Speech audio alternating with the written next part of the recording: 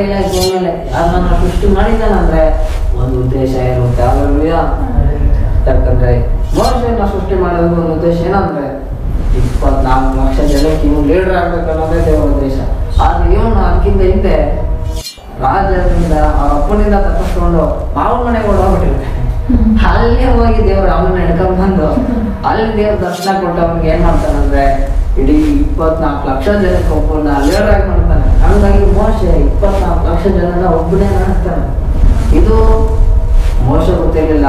ಮೋಶೆನೇ ಸೃಷ್ಟಿ ಮಾಡಿದ ದೇವರಿಗೆ ಇದು ಗೊತ್ತಿತ್ತು ಮುಂಚೆ. ಅದಕ್ಕೋಸ್ಕರ ದೇವರು ಮೋಶೆನ ಉಪಯೋಗಿಸ್ತಾರೆ. ಆಮೇಲೆ ನಾಳೆಯ ಹೀಗೆ ದೇವರು ಒಬ್ಬೊಬ್ಬರನ್ನು ಕೂಡ ಒಂದೊಂದು ಉದ್ದೇಶಕ್ಕೋಸ್ಕರ ಸೃಷ್ಟಿ ಮಾಡ್ತಾನೆ. ಆ ಉದ್ದೇಶ ಏನೆಂಬುದಾಗಿ ನಾವು ತಿಳ್ಕೊಬೇಕು. ಹಾಲೆಲೂಯ. ನಾವು ತಿಳ್ಕೊಳ್ಳೋದೇ ಹೋದ್ರೆ ಅದು ನಮ್ಮ ಕೆಟ್ಟತನ, ನಮ್ಮ ದೊಡ್ಡತನ ಅವಾಗ ನೋಡುತ್ತೆ. ಆದ್ರೆ ದೇವರು ನನ್ನನ್ನು ಯಾವ ಉದ್ದೇಶಕ್ಕೆ ಸೃಷ್ಟಿ ಮಾಡಿದ್ದಾರೆ ಎಂಬುದಾಗಿ ನಾವು ದೇವರ ಬಳಿಯಲ್ಲಿ ಪ್ರಾರ್ಥನೆ ಮಾಡಿ ಕೇಳುವವರಾಗಿರ್ಬೇಕು. ಹಾಲೆಲೂಯ. ಆಗ ದೇವರು ನಮ್ಮ ಸಂಗ ಮಾತಾಡ್ತಾನೆ. ದೇವರು ಮಾತಾಡೋ